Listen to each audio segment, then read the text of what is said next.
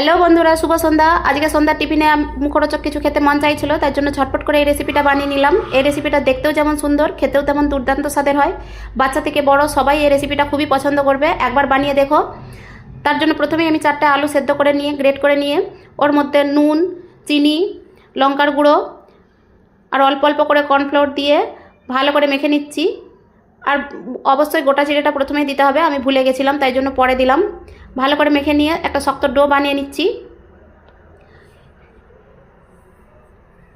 শক্ত ডো বানানো হয়ে গেলে পারে এখন আমি একটা রুটি বেলার চাটুর মধ্যে অল্প কিছুটা ময়দা ছড়িয়ে নিয়ে ওর মধ্যে ডোটা দিয়ে ভালো করে চেপটে পাতলা করে নিচ্ছি।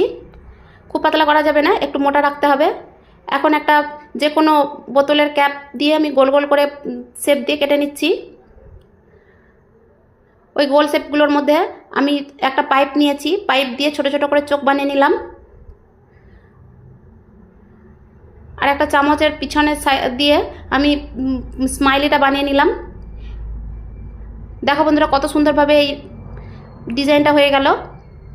এভাবে সবগুলো আমি বানিয়ে নিয়ে কড়াইতে তেল মিডিয়াম আঁচে গরম করে নিয়ে নাস্তাগুলো আমি ভেজে নিচ্ছি।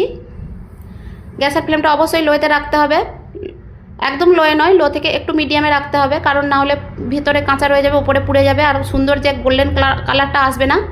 এভাবে উল্টে পাল্টে ভাজা করে নিয়ে উঠিয়ে নিয়ে টমেটো সসের সাথে চটপট করে খেয়ে নিলাম। দুর্দান্ত স্বাদের লেগেছিল বন্ধুরা, তোমরাও বাড়িতে বানিয়ে খেয়ে দেখো। আর আমার ভিডিওটা ভালো লাগলে লাইক, কমেন্ট, শেয়ার করে আমার পাশে থেকো।